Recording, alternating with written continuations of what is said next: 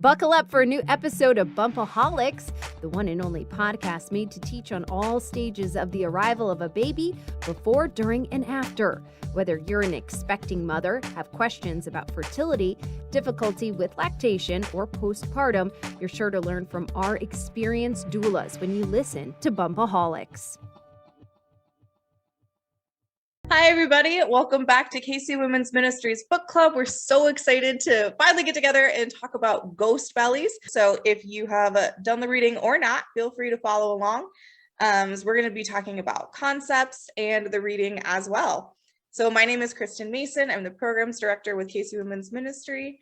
And do you ladies want to introduce yourselves, starting with Jamie? Sure. Yeah, I'm Jamie Mackey. I'm the technology director with KC Women's Ministry. I'm Madison Hobbs, and I am the doula operations director with KC Women's Ministry, and I am notoriously the member who does not do the readings but still shows up. But always comes, and that's what's important. You show up. I show up. Our demonstration of you don't have to do the reading to be involved in KC Women's Ministries Book Club.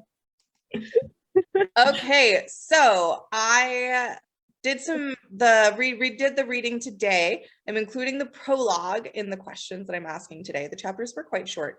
So next week, we're going to start doing 5 chapters and see how that works out. And so we'll be doing chapters 4 through 8. Yes. Okay, so in the prologue, she really describes her birth from start to finish, and kind of talks about how she had those normal signs of early labor and how it came on really slowly, and she was having a lot of fun just timing the contractions by herself and not telling anybody about it, and that it just was a very cute, sweet beginning of her story. And then she talks about how she kind of had some tension with her husband because he was emailing while she was in labor, and she was very annoyed. And he went downstairs, and she feels like that's when her baby actually started to go into distress, and she was unaware. She talks about going into the bathroom and started to bleed, and she thought that that was normal and was telling him that it was normal. And something that really stood out to me in this part is her husband, his name is Glenn, started asking her, is that normal? You know, he'd never been in a childbirth before. This was her second baby, so she was like, yeah, bleeding's normal. And her midwife stopping by before she had started bleeding and saying, you know, you're 2, you'll probably labor all night, I'll see you later. And it something that stood out to me through the whole thing when she's talking about starting to bleed more, starting to asking him to call the midwife coming in and then realizing that it was an emergency, and then calling 911. I noticed that she was describing herself as kind of knowing what was going on the whole time, and feeling, maybe because she had done it before and because she had informed herself on a lot of stuff, that at every point she felt very lucid in there. But she described Glenn as having no idea and just constantly being really uncomfortable, not really sure where to sit or who to talk to or what his reactions should be, and how then he was inappropriate asking if he should be taking photos and things because he wasn't sure if his baby was okay or not, and she had asked for photos previously. And I thought that that was really interesting, that one, that she was aware of the fact that her partner wasn't really being included and didn't really know what was going on, and 2, because I feel like if I wasn't at a lot of the births that I've been to, that in those situations would run into a lot of partners, significant others, support people not knowing what's going on and then kind of being deemed as reacting inappropriately. Is that something that you guys notice, experience? You know, Jamie, when you read it before, did you kind of have the same reaction, or what do you guys think? I mean, yeah, like thinking back, I feel like it is fairly common, especially if you don't have like a doula that's going to be like, that kind of helps coach partner through with them with the mother, to just like have that kind of disconnect. Mhm. I mean, I feel like I've had, I mean, heard stories, like you hear these birth stories all the time where it's like the partner just is not like connecting Mhm. what mom is experiencing. Like Mhm. they seem to have like a completely different experience that's going on. Yeah, I agree with that. What do you think, Madison? I definitely agree. I think it's difficult for anyone who's not actively going through it to be able to make that connection. I know especially me in the beginning of my experience with childbirth, even feeling kind of that same disconnect where I was like, well, I know that this is what's supposed to happen. Like, even having all of my arsenal of knowledge, it was still, I'm not going through what they're going through. I'm here in this space, but I'm not going through it.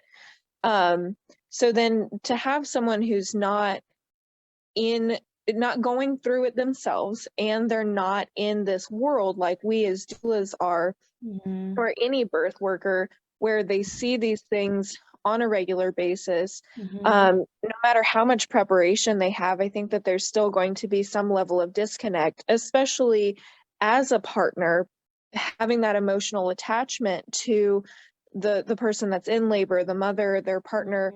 um, it changes a lot of things. They're going through Mhm. their own stuff while watching their partner in pain and Mhm. experiencing this, and watching them have to focus and put all this work in, and a lot of times adrenaline and any kind of thoughts can just change. You can have a plan as much as you want, and then you get into that moment and you're like, I forgot absolutely everything. Right. um, so even those partners who are super prepared can still have that disconnect. um, and especially if you have a male partner that doesn't understand the female body, um, from personal experience, that takes it even a step further, that no matter how much you hear about it, no matter how much you study, no matter how many books you read, diagrams you look at, you're just not going to understand what those cramps could even begin to feel like, those Mm. contractions even begin to feel like, or you know you know we might know that, yeah, this is a normal level of pain, whereas they're looking at their partner in excruciating, having to concentrate, have to breathe, Right. can't focus. Is this normal? And we're like, yeah, shut up, it is. Leave um, her alone. Let her process. Stop bothering. Yeah. exactly. And I've also seen these births where partner is completely engaged and Mhm. 100% involved and in tune. And I think that that's really interesting. And normally when I see a partner like that, this is not their first rodeo. Right. My the one that stands out notably to me is my brother-in-law has mastered the hip squeeze, including his forehead. He squeezes my sister on her hips and then presses down on her sacrum with his forehead and goes like this through her entire contraction. And no one is allowed to help him. And this is their thing. This is her fifth. If she has another one, it will be their sixth child. And he knows what he's doing, and he's in there. And I have seen some first time dads that's this just came to you naturally. But Mhm. I feel like that's definitely not the majority of births that I've been to. And I am curious if it was always that way, or if as separate that we've um, made birth from everyday life and from what everybody's involved with, if it has become that way. Um, I and I know, guess we can't really know. to speak on that, how it became so separate for so long, and now bringing it kind of back together. I was just to kind of speak on that. I was just recently talking with my grandpa a couple weeks ago, and he was asking me, about my career and all this kind of stuff, and he was telling me about his experiences as Mm-hmm. a father in the 60s and 70s. He had his first kid in 66, and so things were starting to get better, but by default they still didn't let dads in the labor rooms. They would bring them in for delivery only. And he told me that, with his first and second especially, he did not like that. He was very upset the entire time. He wanted to be in the room. He wanted to be with my grandma. He wanted to be active. He wanted to be there when the baby was born. He wanted to be there while she was in labor and in pain. And she had never done this before either, and he wanted to be there. And so I think that I definitely think that those people that it comes naturally to them, it's always been that way, no matter what society has kind of tailored to, that even back in the 60s, there were men who actively wanted to be involved, and were frustrated when they weren't able to be an active part, even if they didn't know how to be. They wanted to be there, they wanted to figure it out, and they wanted to do that.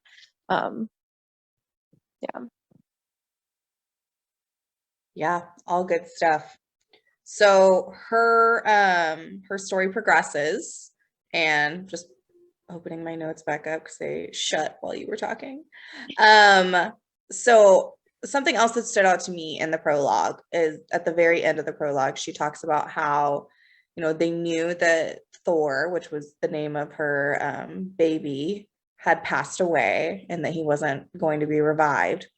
And she was talking with some of the medical professionals about waiting to do an autopsy until her older son and her ex-partner were able to come and see the baby before the autopsy, and ended up having to 100% advocate for herself in that situation, essentially on her own, because once again, her husband Glenn was not, from the way that she described it, it just seemed like he wasn't processing, that he just was, like when he went to go see the baby, he just said, or I think I would like to go back. He just wasn't processing what had happened.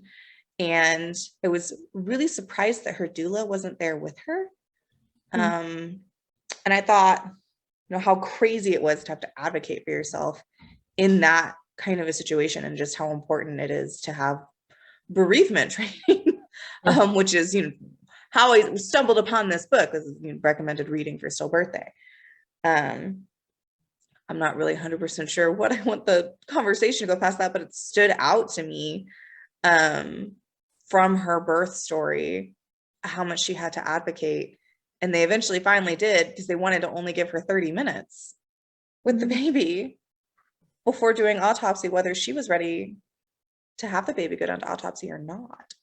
Yeah, I thought that was just crazy.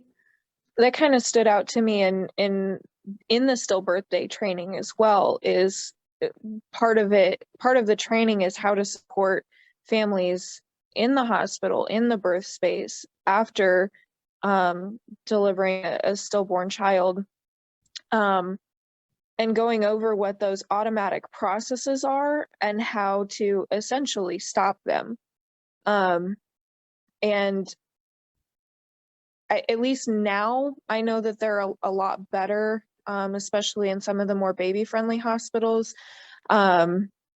They aren't quite as quick to take baby away and do all these things, and you can have time, and they do what they can to help preserve baby and help baby keep their form for longer, for memories and keepsakes and pictures and things like that. And they have bereavement photographers in the hospitals, and all of that. But I haven't read the chapters yet, but it doesn't surprise me all that much, just given how much advocacy families have to do in any birth space, especially in hospitals. And then having gone through that training and knowing what those automatic processes are to take baby and do the autopsy and preserve and cremate and whatever, it honestly, it doesn't surprise me very much that they had to fight for more time. You're muted. Thank you. Mhm. My kids are going to bed and sometimes they make noise, as they are children. It doesn't surprise me. I wish that it did. But I think what I was surprised about wasn't that the hospital had that policy, but that she was by herself Mm. when she had a home birth midwife and she had a doula and she had a partner. And for some reason, she was the one having to advocate. That's what That makes sense. surprised me. I know not all midwives go to the hospital for a transfer if they don't have privileges, which it didn't seem like hers did, but the doula should have. Potentially. I guess it kind of depends. Again, I haven't read the chapters. okay. was the doula with her during labor? She missed it, but she did get there after. Okay. So should have been I would That's interesting. some doulas draw like a really strong line about advocacy, and like it's not their job something that they to. do. Yeah. That's true. And there are some doulas that they won't do hospital anything. So I guess I should be less surprised. I'm just viewing it through my colored goggles, you know.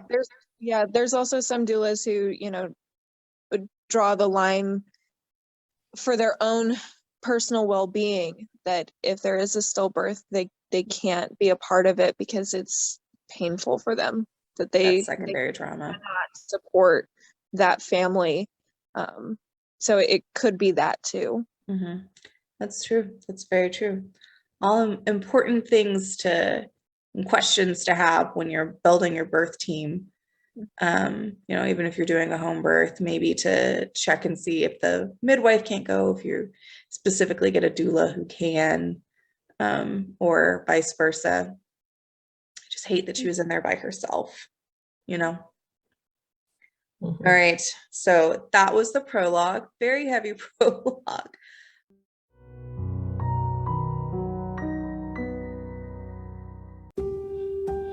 The following media content is intended to only be an educational reference guide and should not be taken as a substitute for medical advice.